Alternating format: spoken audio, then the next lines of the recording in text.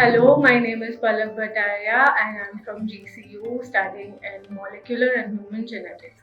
So we had a session from GGIHR which was taken by Monisha ma'am and Asif sir.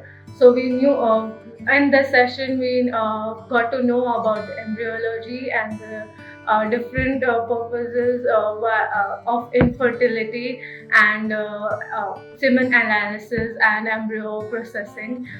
So right now we are going on a hands-on training with Chandru sir. So we are learning the semen analysis here in GGIHR with Chandru sir. So we did the staining and the processing of semen.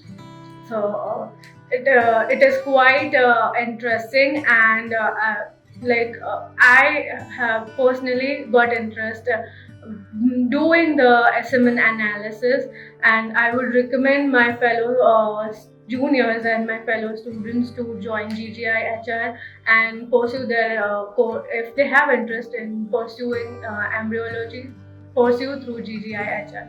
I would rate GGIHR 9 out of 10 for their excellent theory and hands-on session.